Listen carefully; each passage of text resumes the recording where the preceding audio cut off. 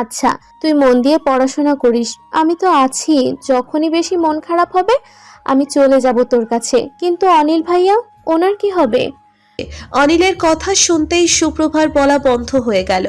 মনের ভিতর আর এক অনুভূতি বয়ে গেল যেন। উনি কে?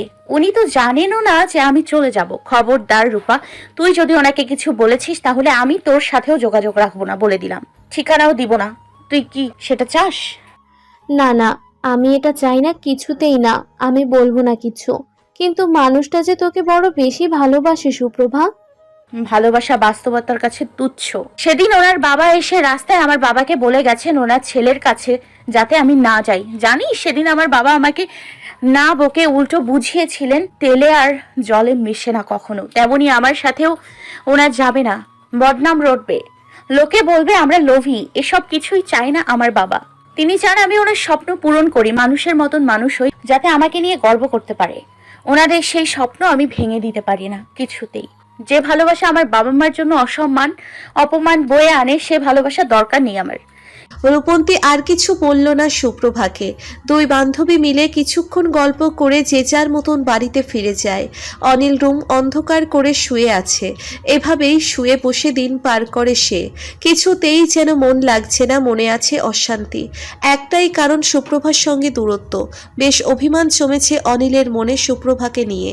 সে বারবার সুপ্রভার কাছে যায় সমস্ত অভিমান ভুলে, আর সুপ্রভা তাকে কঠিন কথা শুনিয়ে দেয় কেবল। এবার আর অনিলের অভিমান গলল না, বরং আরও দৃঢ় হয়েছে। সেজন্যই সুপ্রভার কথা অনুযায়ী আর যায়নি সুপ্রভার সামনে। বহুদিন পর জুনায়েদে অনিলের রুমে এসে অনিলকে টেনে তুলল। সুপ্রভার রেজাল্ট জানিস তুই? হ্যাঁ, জিপিএ 5 পেয়েছে ও। জানবো না কেন? বাহ, আড়ালে আবডালে সব খবরই রাখিস তুই দেখছি। ফালতু কথা বন্ধ কর, ভাল লাগছে না। জুনায়েদ বুঝল অনিলের পরিবর্তন। তার নিজেরও ভাল লাগছে না বন্ধুর এই অবস্থা দেখে। শোন, আমি বলি কি, তুই সুপ্রভাকেও রেজাল্টের জন্য শুভেচ্ছা জানিয়ে ওদের বাড়িতে যা। তুই এমনিতে ওর বাবার সাথে কথা বলতে, খোঁজ নিতে। ওনারা তো তোকে চিনে কিছু বলবে না। তারপর সময় বুঝে সুপ্রভার সাথে কথা বলিস, দেখবি সুপ্রভার মান অভিমান সব গলে যাবে। আমি চিনি সুপ্রভাকে, সে তোকে ভালোবাসে। এতদিনে সেটা স্পষ্ট হয়ে গেছে। শুধু কিছু দূরত্ব হয়েছে, সেটা মিটিয়ে নে যা। জুনায়েদের কথা শুনে অনিল নড়ে চড়ে বসল। মনে মনে সিদ্ধান্ত নিল জুনায়েদ ঠিকই বলেছে। এভাবে আর কতদিন? অনিল নিজেও যে ভালো নেই তার সুপ্রভাকে ছাড়া। কতদিন কথা বলে না, কত কথা বাকি। আজকে সে সব দূরত্ব মিটিয়ে নেবে।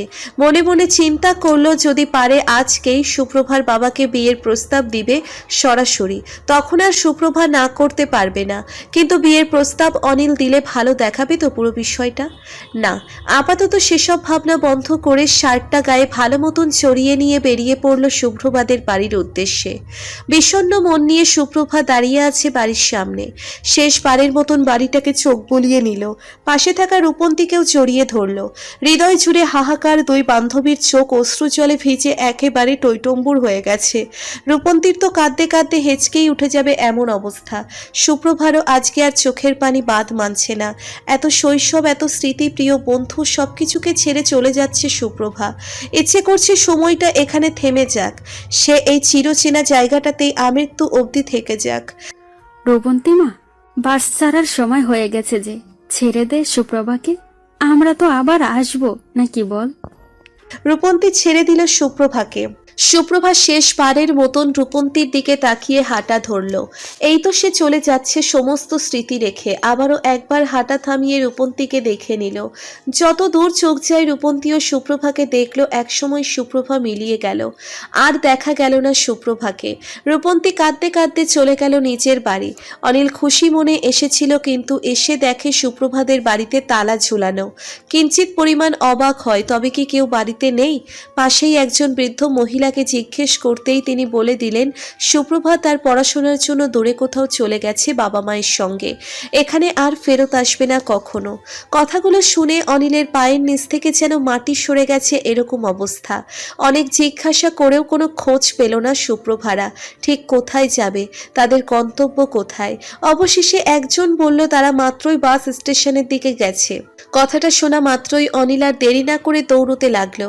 এক পর্যায়ে দৌড়াতে দৌড়াতে হাঁপিয়ে গেল, তবুও থামল না।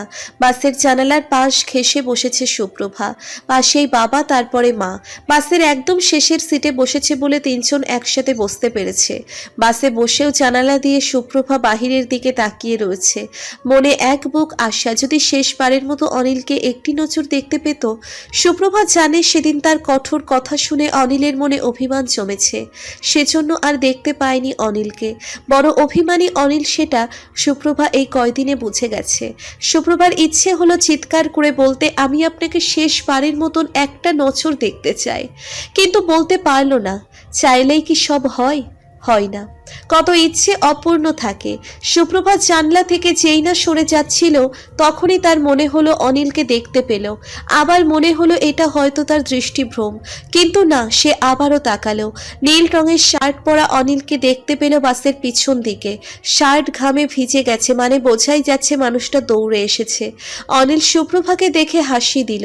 না, সে হারিয়ে ফেলেনি একেবারে সুপ্রভাকে। এখনো শেষ আশা আছে, এই আশা নিভতে দিলে চলবে না কিছুতে। অনিল ছুটে গিয়ে জানালার নিচে দাঁড়ালো। পকেট থেকে ফোনটা বের করে সুপ্রভার সামনে উঁচু করে ধরলো। সুপ্রভা, ভেতরে যাবার সময় নেই। ভিড় ঠেলে তুমি ফোনটা নাও, আমার সাথে যোগাযোগ করতে পারবে। কোথায় যাচ্ছ তোমরা?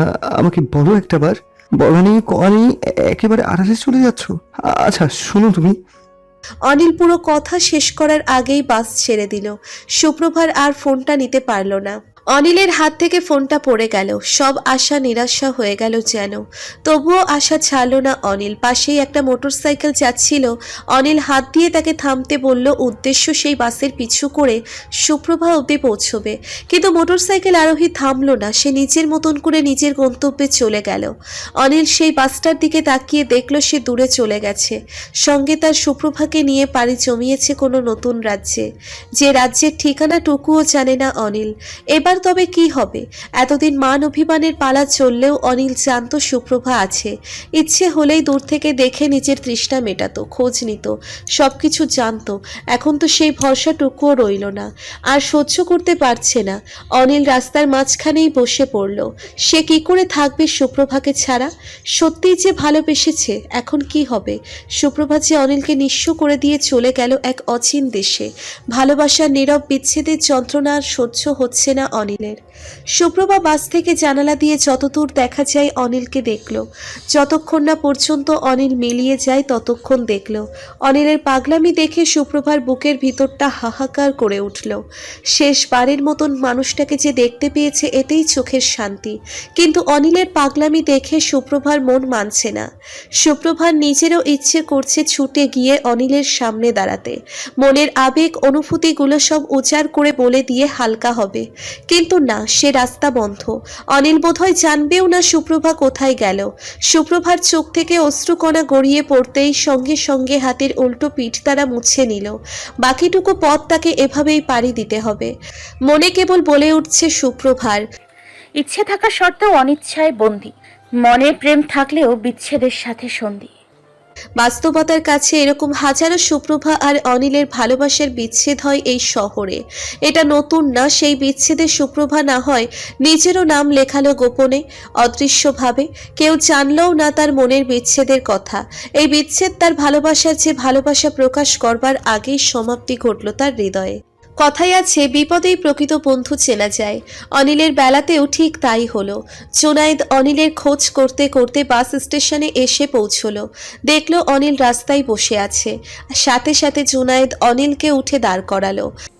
কি হলো অনিল? এভাবে রাস্তায় কেউ পাগলের মতন বসে থাকে নাকি? কি করছিস কি তুই? মাথা কি পুরো গেছে?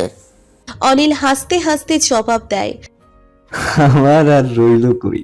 আমার মন মস্তিষ্ক তো সুপ্রভা নিয়ে আমাকে পাগল করেই চলে গেছে। বলে আবারও হাসতে লাগলো। জুনায়েদ কিছু বুঝলো না, অনিলকে শুধালো, কি হয়েছে আমাকে খুলে বল।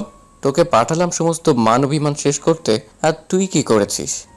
সুপ্রভা আমাকে ছেড়ে চলে গেছে। মানে সুপ্রভা এই এলাকা ছেড়ে বাবা মায়ের সাথে কোথাও একটা চলে গেছে। আমি এসেছিলাম জানিস, দেখলাম বাস চলে যাচ্ছে আমার সুপ্রভাকে সাথে করে। আমাকে নিল না সুপ্রভা। এই শহরে আমাকে একা রেখে চলে গেল সুপ্রভা। পাগলের মতন কথাগুলো বলছে আর হাসছে অনিল। জুনায়েদ বুঝলো মানুষ যেমন অধিক শোকে পাথর হয়ে যায়, অনিলের বেলাতেও ঠিক তেমনি হয়েছে। সমস্ত মান অভিমান ভাঙাতে এসেছিল আর হয়ে গেল বিচ্ছেদ। তাও এই ভালোবাসা শুরু হবার আগেই বিচ্ছেদ হয়ে গেছে। এ যে এক তীব্র যন্ত্রণা সেটা জুনায়েদ বেশ ভালো করেই বুঝতে পারছে। এখন জুনায়েদ অনিলকে যত যাই করে বুঝ দিক না কেন, অনিল কিছু শুনবার মতন কোনো পরিস্থিতিতে নেই। জুনায়েদ আর দেরি না করে অনিলকে কোনো মতে ধরে বাড়িতে পৌঁছে দিয়ে রূপন্তীর খোঁজ করতে লাগলো। রূপন্তী সুপ্রভার সবচেয়ে কাছের মানুষ, আর কেউ না জানুক রূপন্তী নিশ্চয়ই সব জানে। সে রূপন্তীর থেকে সব জানবে, সেই উদ্দেশ্য নিয়েই রূপন্তীর খোঁজে বেরিয়ে পড়ল জুনায়েদ। নতুন বাড়ি, নতুন রূপ, সবকিছু নতুনত্বের ভিড়েও সুপ্রভা পুরনো জিনিসগুলোকে মিস করছে খুব করে। এখনো চোখে ভাসছে অনিলের করা পাগলামোগুলো। মন খারাপ নিয়েই নতুন রুমের বারান্দায় বসে রইল অগোছালো ভাবে। নতুন রুম, কোনো কিছুই গোছানো হয়নি। সুপ্রভার বাবা মা সব গোছগাছ করছে, সুপ্রভার তাতে একটুও সাহায্য করবার ইচ্ছে নেই। আনমনে বারান্দায় বসে বাইরের স্বচ্ছ আকাশ দেখছে বসে বসে। মন থেকে যেন কিছুক্ষণ আগের স্মৃতি কিছুতেই মুছতে পারছে না। একবারে মন মস্তিষ্ক সবখানে গেঁথে আছে। তুমি বলতে পারবে না সুপ্রভা ঠিক কোথায় গেছে রিপন্তি? ঠান্ডা মস্তিষ্কে রূপন্তীকে পরপর প্রশ্ন করেই যাচ্ছে জুনায়েদ। একটু আগেই জুনায়েদ রূপন্তীকে ডেকে এনে প্রশ্ন করতে থাকে সবটা জানার জন্য। রূপন্তী নিরুত্তর, সে কি বলবে, কিছুই যে বলার নাই। আমাকে সুপ্রভা বলে যায়নি কিছু, আমি কি করে বলবো বলুন? সুপ্রভা, তোমার বেস্ট ফ্রেন্ড আর সে তোমাকে কিছু বলে যায়নি, এটা বিশ্বাস করতে বলছো আমাকে? রূপন্তী, হ্যাঁ বিশ্বাস করতে বলছি, কারণ এটাই সত্যি। কত করলাম সুপ্রভার অনিলকে এক করতে, অথচ পারলাম না। সুপ্রভার বিয়ে অবধি ভাঙলাম, তাও কিছুতেই কিছু হলো না। জুনায়েদের কথা শুনে রূপন্তী বেশ নড়ে চড়ে উঠল। বিয়ে ভাঙা মানে? আরে সুপ্রভা যখন অনিলকে দূরে সরিয়ে দিয়েছিল না, তখন তো সুপ্রভার মিরাজের সাথে বিয়ে ঠিক হয়ে গিয়েছিল। আমরা মিরাজের সম্পর্কে সব খোঁজ খবর নিয়েছিলাম। ও আমার বন্ধুর বোনকেও বিরক্ত করত, মানে যার সাথেও দেখা করাবার জন্য গণপিটুনি খেলো। ওটা পুরোটাই আমাদের পরিকল্পনা ছিল, আর সেই পরিকল্পনাতে আমরা সফলও হয়েছিলাম। সবই ঠিকঠাক ছিল, তবু আজকে কি থেকে কি হয়ে গেল। রূপন্তী অবাক হয়ে যায় জুনায়েদের কথা শুনে। কেউই জানতো না এতদিন সুপ্রভার বিয়ে ভাঙার পিছনে আসল কারণ তবে অনিল। সেজন্যই সুপ্রভার বিয়ে ঠিক হয়েছে শুনেও অনিল ভাইয়ার কোনো খোঁজ খবর ছিল না। তিনি নিশ্চিন্তে ছিলেন, কারণ বিয়ে তো তিনি ভেঙেই দিছেন, তাই তো? হ্যাঁ তাই। মাঝখানে তোমাদের পরীক্ষার আগে সুপ্রভার ঠিক হয়েছিল কে জানে। অনিলকে কড়া করে কথা শোনায়, যার জন্য অনিল আর সুপ্রভার সামনে আসেনি এতদিন। যাও, আজকে ওকে বুঝিয়ে শুনে আমি পাঠালাম, আর এই অবস্থা। এরকম হতো না যদি না সেদিন অনিল ভাইয়ার বাবা সুপ্রভা আর ওর বাবাকে কথা না শোনাতো। সেজন্যই তো সুপ্রভা অনিল ভাইয়ার সাথে ওরকম বাজে আচরণ করেছিল। রূপন্তীর কথা শুনে জুনায়েদ বসা থেকে উঠে দাঁড়িয়ে যায়। কি, আঙ্কেল ও সুপ্রভার বাবার সাথে কথা বলেছে? হ্যাঁ, সেদিন সুপ্রভা অনেক কষ্ট পেয়েছিল, সেজন্যই অনিল ভাইয়াকে ওভাবে কথা শুনিয়েছিল। অনিল তো এসব কিছুই জানে না। আঙ্কেলের পণ্ডিতের জন্য ওদের এতদিন যোগাযোগ হয়নি, আর আজকে এই অবস্থা। জুনায়েদের কথা শুনে রূপন্তী কি বলবে বুঝতে পারছে না। কিছুক্ষণ চুপ করে থাকার পর রূপন্তী মুখ খুলল। যা আছে ভাগ্যে তাই হবে। ভাগ্যের লিখনকে তো আর আমরা বদলাতে পারবো না। ভাগ্য? ভাগ্যের দোহাই দিচ্ছ তুমি রূপন্তী? আমার বন্ধু মরা মরা অবস্থা, তুমি চাইলেই সুপ্রভার ঠিকানা দিতে পারো। দেখুন, আপনি আমার সাথে ঝগড়া করবেন না। সুপ্রভা আমাকে পুরো ঠিকানা দেয়নি, ও ঠিকানাটা এখনো ভালো করে জানেই না। পুরোপুরি আমাকে বলবে কি, আর যেটুকু বলেছে আমাকে কসম দিয়েছে যাতে কাউকে না বলি। তুমি ইচ্ছে করে আমার সাথে সবটা গোপন করছো। যেখানে দেখছো আমার বন্ধুর এই অবস্থা, তারপরে এরকম করছো। তোমার বান্ধবী যেমন পাষাণ হৃদয়ের, তেমনি তুমিও। নাহলে অনিলের এই অবস্থা দেখেও চুপ থাকতে পারতে না। থাকো তুমি নিজের মতন, আমার আর কোনো কথা নেই তোমার সাথে, কখনো কথা বলবো না আর। জুনায়েদ রেগে কথাগুলো বলে চলে যায়।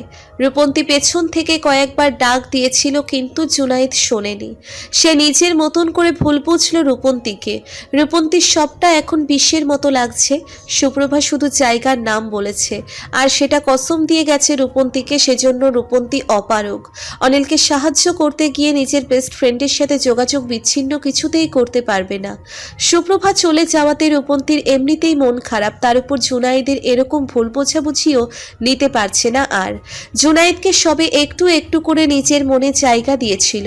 আজকে জুনায়েদের ব্যবহারে মনে হলো হয়তো জুনায়েদ আর দ্বিতীয়বার রূপন্তীর সামনে আসবে না। রূপন্তীর বিরক্ত লাগছে সবকিছু, তার বান্ধবী সুপ্রভা পেয়েও পায়নি বাস্তবতার জন্য, আর তার অবস্থা ভুল বোঝাবুঝিতে গিয়ে ঠেকেছে। বাড়িতে ড্রয়িং রুমে বসে শিকদার সাহেব চা খাচ্ছিলেন। রাত 1টা বেজে গেছে, অথচ ছেলের ফেরার নাম নেই এখনো। সুনেরা বেগমকে তিনি নিজেই রুমে পাঠিয়ে দিয়েছেন। ছেলেটা কখনো এত রাত করে বাড়ি ফেরেনি, আজকে কেন এত রাত করছে বুঝতে পারছে না। তার উপর ফোনটাও বন্ধ করে রেখেছে। শিকদার সাহেবের আজকে অনিলকে নিয়ে চিন্তা একটু বেশিই হচ্ছে। অনিল অন্য সব ছেলেদের মতন না, কোনো বদ অভ্যেসও নেই তার। ছোট থেকে বাবা মায়ের কথা সব মেনে চলেছে, বলা যায় একটা ভালো ছেলে হবার সব পারফেক্ট গুণ অনিলের মধ্যে আছে। পড়ালেখাতেও ভালো, এই তো এখন অনার্স 3য় বর্ষে পড়ছে, কিন্তু দিন দিন পড়াশোনার অবনতিই হচ্ছে কেবল। শিকদার সাহেব ছেলেকে আগের মতন হাসি খুশি প্রাণবন্ত করে তুলবে কি করে সেটা নিজেও ভেবে কুল পাচ্ছেন না। দরজা খোলার শব্দে শিকদার সাহেব উঠে দাঁড়ালেন। অবশেষে তার অপেক্ষার অবসান বুঝি হলো শেষমেশ। অনিল ভিতরে আসছে, অথচ অনিলের গা থেকে কেমন বিচ্ছিরি সিগারেটের গন্ধ বের হচ্ছে। শিকদার সাহেব ছেলের কাছে গিয়ে দাঁড়ালেন, চিনে উঠতে পারছে না সেই ছেলেকে। কিছু বলতে যাচ্ছিলেন, ঠিক তখনই অনিল বলে উঠল, আমাকে আর কিচ্ছু বলবে না তুমি। ছোট থেকে তুমি তোমার স্ট্যাটাস, কাজ, ক্ষমতা এসব নিয়েই বড়াই করেছো। আমাকে তেমন সময় দাওনি কখনো, আমার সাথে বসে দুটো কথা অবধি বলনি, অথচ সেই তুমি আমার বড়বেলায় এসে তোমার ইচ্ছেকে জোর করে চাপিয়ে দিতে চাইছো। হয়তো সফলও হয়ে গেছো, কারণ সুপ্রভারা তো চলে গেছে এখান থেকে। আজকে তোমার আনন্দের দিন আর আমার বিষাদের দিন।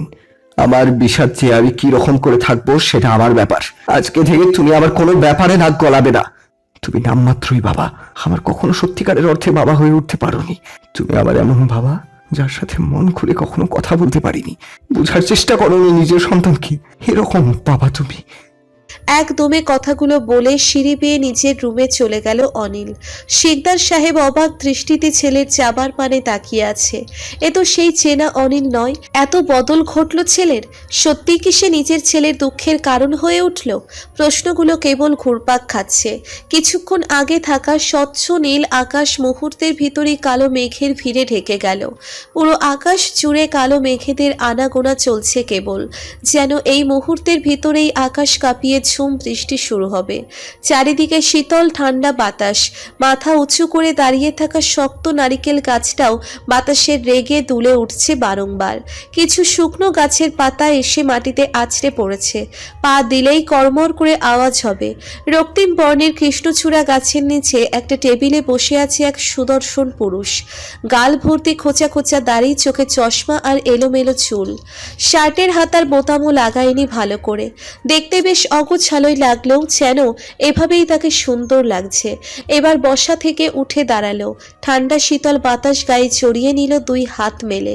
প্রকৃতির ঠান্ডা বাতাস সর্বাঙ্গ জুড়িয়ে দিয়েছে।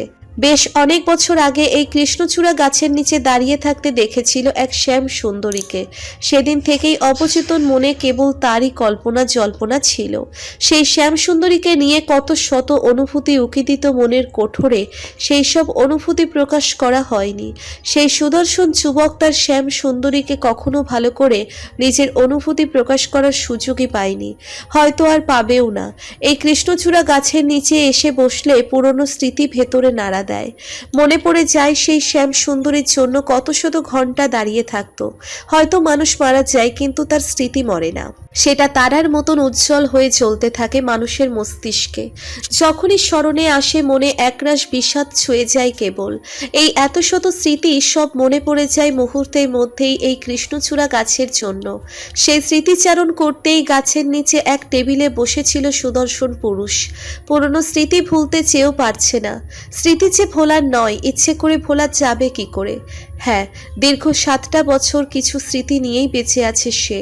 স্মৃতিচারণ করতে করতেই বৃষ্টির পানির ফোঁটা গায়ে পড়ল বেঞ্চে বসা সুদর্শন যুবকটির। তৎক্ষণাৎ কাল বিলম্ব না করে দ্রুত গতিতে সেই জায়গা থেকে প্রস্থান নিয়ে একটা দোকানে গিয়ে ঢুকলো বৃষ্টি থেকে বাঁচতে। ডাইনিং টেবিলে মোমেনা বেগম খাবারের প্লেট নিয়ে বসে আছেন। কখন মেয়েটা আসবেন আর দুটো খাবেন, খেয়ে দিয়ে তো আবার বেরোবে, ফিরবে তো সেই বেলা গড়িয়ে যাবার পর। মেয়েটার শরীর যেন স্থির নয়, ছুটে চলেছে অবিরত, তাকে ছুটতেই হবে, বিশ্রাম নিয়েও বারণ যেন। প্লেটে থাকা খাবার ঠান্ডা হয়ে গেছে প্রায়, তবুও মেয়ের আসার নাম নেই। বিরক্তিতে ফোন বের করে ফোন দিতেই রিংটোনের আওয়াজ কানে আসতেই দরজার দিকে তাকিয়ে দেখে সুপ্রভা কাঁধে ব্যাগ আর মুখে মুচকি হাসি ঝুলিয়ে দাঁড়িয়ে আছেন। মোমেনা বেগমের সুপ্রভার মিষ্টি মুখ দেখেও মন গলল না, রেগে গেলেন মোমেনা বেগম। সুপ্রভা তড়িঘড়ি করে এসে ডাইনিং টেবিলে বসে ঢাকা দেওয়া খাবার খেতে লাগলো। অমনি মোমেনা বেগমের ডাক, খেতে বসেছো কেন তুমি? তোমাকে কে খেতে বলেছে? তুমি যাও, দৌড়াদৌড়ি করো। শরীর না তো, তুমি তো রোবট, এমনিতেই চলবে তোমার। সুপ্রভা আবারও মুচকি হাসলো তার কাকির কথাতে। কাকি ঠিক আগের মতনই আছে, যেরকম ছোটবেলাতে সুপ্রভা না খেলে রেগে যেতেন। রাগ করো না কাকি, স্টুডেন্টদের পরীক্ষা আর কিছু মাস পরে, সেজন্য ওদের একটু বেশিক্ষণ পড়াতে হচ্ছে। পড়াবি তো ঠিক আছে, কিন্তু তাতে তো আমার কোনো আপত্তি নেই, কিন্তু নিজের শরীরটা ও যে দেখতে হবে। তোর নিজের মা নই বলে আমার সাথে এরকম করিস? সুপ্রভার হাসি খুশি মুখ নিমেষের মধ্যেই কালো হয়ে গেল, ঠোঁটের হাসিটুকু মিলিয়ে গেল। কাকি এসব বলো না, আমি কালকে থেকে ঠিক জলদি চলে আসবো। মোমেনা বেগম কিছু না বলে সুপ্রভাকে তরকারির বাটি এটা ওটা এগিয়ে দিচ্ছেন। সুপ্রভাও আয়েশ করে খেয়ে যাচ্ছেন। সুপ্রভা আর আগের ছোট্টটি সুপ্রভা নেই, এখন অনেক বড় হয়েছে, অনার্স ফাইনাল ইয়ারে পরীক্ষা দেওয়া শেষ, তার শুধু অপেক্ষার রেজাল্ট বের হবার। বছরখানেক আগে সুপ্রভা এই জান্নাত মহলে এসেছিল বাবা মায়ের হাত ধরে, তখন সবে অনার্সে ভর্তি হয়েছে। এই বাড়িটা সুপ্রভার বাবার, যে বাড়ি থেকে সুপ্রভার বাবা বেরিয়ে গেছিলেন মাথা নিচু করে, সেই বাড়িতেই এখন মাথা উঁচু করে সসম্মানে ফেরত এসেছে, তাও নিজ থেকে আসেনি। সুপ্রভা সেই যে শহরে এসেছিল, এসে নিজের বাবা মার কথা মতন বাড়ির কাছেই একটা কলেজে ভর্তি হয়। রেজাল্ট ভালো ছিল দেখে সুপ্রভার সরকারি কলেজে চান্স পেতে বেগ পেতে হয়নি। তারপর মন দিয়ে পড়াশোনা করতে থাকে সুপ্রভা। বেশি খরচাও করতে হয়নি, কারণ তখনই বাড়ির পাশে দুটো বাচ্চাকে বিকেলবেলা টিউশনি পড়াতে যেত, সেখান থেকে টুকটাক খরচা জোগাতো নিজের। তার উপর সুপ্রভার বাবা তার বন্ধুর কাপড়ের দোকানে বসেছিল কর্মচারী হিসেবে, সেখান থেকেও টুকটাক খরচা উঠে যেত। আর আগের জমি বিক্রি করা টাকা তো ছিলই। মোট কথা বেশ ভালোভাবেই দিন কাটছিল। একদিন সুপ্রভার কাকি মোমেনা বেগম এসে দাঁড়ায় সুপ্রভাদের দরজার সামনে। তাও আশাটা আকস্মিক ছিল। সুপ্রভার বাবা যেই কাপড়ের দোকানে কাজ করত, সেই সূত্র ধরে মোমেনা বেগম সুপ্রভাদের খুঁজে পান। হয়তো এক শহরে একই এলাকাতে ছিল বলে খুঁজে পেয়ে গেছেন। মোমেনা বেগম স্বামীর উল্টো চরিত্র ছিলেন। তিনি সুপ্রভাকে ছোট থেকেই মেয়ের মতন ভালোবাসতেন, এখনো বাসে। স্বামীর কৃতকর্মের জন্য ক্ষমা প্রকাশ করেন। আফজাল হোসেনকে জানান তার ভাই বেঁচে থাকতেই কৃতকর্মের ফল পেয়ে এই দুনিয়া ছেড়ে চলে গেছেন। তিনি নেশাতে আসক্ত ছিলেন, সেই নেশাই তাকে দুনিয়া ছাড়া করেছেন। যাবার আগে বলে গিয়েছেন যেন সে যে পাপ করেছিল তার ভাইয়ের সাথে, সেটা যেন কিছুটা হলেও দূর করতে পারে। মোমেনা বেগম অতি কষ্টে আফজাল হোসেনকে বুঝিয়ে ওই বাড়িতে নিয়ে যান। যত হোক নিজের ভাই, তিনি সেখানে বড় হয়েছিলেন। সবটা শোনার পর আর দ্বিমত করেননি, সর্বোপরি সেটা তার নিজের বাড়ি। তিনি সুপ্রভা আর স্মৃতিকে নিয়ে সেই বাড়িতে যান। ব্যাস, সেই বাড়িতে থেকেই যান সুপ্রভারা। বাড়িতে থাকলেও কখনো সেখানকার এক্সট্রা সুবিধা ভোগ করেননি। আফজাল হোসেন যেমন আগে কাজ করে সংসার চালাতেন, এখনো তেমনি, তবে এখন আর তাকে কাজ করতে হয় না। সুপ্রভা আছে তো, হ্যাঁ, এখন আফজাল হোসেন এর মেয়েই তাকে দেখছে। সুপ্রভা পড়ালেখায় বেশ ভালো, সেজন্য আশেপাশের প্রতিবেশীর বাচ্চাদের পড়াতো। আস্তে আস্তে সে লিস্ট বড় হয়। সুপ্রভা 4টে টিউশনি করা শুরু করে। এটা থেকে বেশ ভালো পরিমাণেই টাকা পায় সুপ্রভা। সেই টাকাটুকু সংসারের জন্য দেয়, যদিও বা তার কাকির ছেলে তামিম চাকরি করে, তবুও সুপ্রভা মাসে একটা পরিমাণ টাকা দিয়ে দেয়। বোঝা হয়ে থাকতে চায় না সে। আবার সময়ের ফাঁকে ফাঁকে হ্যান্ড পেইন্টিংয়ের কাজেও মাকে সাহায্য করে, সেখান থেকেও অর্থ আসে। সম্প্রতি একটা কোচিং সেন্টারেও ক্লাস করাচ্ছে, সবাইকে নিয়ে সুখে শান্তিতে দিন পেরিয়ে যাচ্ছে বেশ ভালো করেই। মোমেনা বেগমের খুব শখ ছিল মেয়ের, সেই মেয়ের অভাব সুপ্রভাকে দিয়ে পূরণ করছে। শুধু অতীতের কিছু স্মৃতি পড়ে আছে সুপ্রভার, যা বারবার স্মৃতির পাতায় ভেসে ওঠে। খাওয়া শেষ করে সুপ্রভা নিজের মায়ের রুমে যায়। বাবা এই সকাল সময়টাতে হাঁটতে বের হয় আর তার মা হ্যান্ড পেইন্টিং নিয়ে ব্যস্ত। সুপ্রভা পিছনে থেকে গিয়ে চাপটে ধরে মাকে। এখন মনে পড়লো মায়ের কথা। খেয়েছিস তো মা? হ্যাঁ মা, খেয়েছি। তুমি এই সকাল সকালেই কাজ নিয়ে বসে পড়েছো? সাহারা খাতুন মেয়ের কথাই হাসলো। ওরা আগে তো সংসারের টুকটাক কাজ করার পাশাপাশি কাঁথা সেলাই করতাম, আবার টুকটাক ফসলও করতো তোর বাবা, সেগুলোই নিয়েই ব্যস্ত থাকতাম, সময় পেতাম কই আর। নেহাত তুই এই হ্যান্ড পেইন্টিং এর কাজ ধরেছিলি, সেজন্য আমিও করি। একটু একটু খারাপ হয় বল? আরে না মা, তুমি তো আমার চেয়ে ঢের গুণে কাজ করতে পারো, ভুল কই, বরং আরো সুন্দর হয়, বুঝলে? হ্যাঁ, সংসারের কাজ তো বেশি তোর কাকি করতেই দেয় না, ও নিজেই বলতে গেলে সব করে। আমিও করি, তবে সেসব করে কি আর সময় কাটে? তুই ধরেছিলিস হ্যান্ড পেইন্টিং এর কাজ, এখন তোর দেখা দেখি আমিও করি, সমস্যা কি? তোর কাকি মোমেনা তো তোকে পুরো মেয়ের মতোই দেখে, আমি তো নিশ্চিন্ত বাবু। আচ্ছা মা, তুমি থাকো, আমি যাই বরং। সুপ্রভা রুম থেকে বের হয়ে যাচ্ছিল, ঠিক তখনই মায়ের ডাক শুনে আবার হাঁটা থামিয়ে ফেলে। মা, কি জন্য ডাকলে? আরে মেয়ের কাণ্ড তো দেখো, আজকে কি বার? মঙ্গলবার তো। কিছুদিন পর তো মেয়েটার বিয়ে হয়ে যাব। তোকে তো বললো কয়টা দিন থেকে আয়, বিয়ের পরে কি আর রূপন্তী সময় পাবে তোর কাছে আসার? তখন তো চাইলেও পারবে না। হ্যাঁ, আমি চলে যাব বৃহস্পতিবারে। আরে বুদ্ধু মেয়ে আজকে যাবার কথা বলছিল, ও বারবার তোকে তাড়াতাড়ি রেডি হয়ে তৈরি হয়ে নে।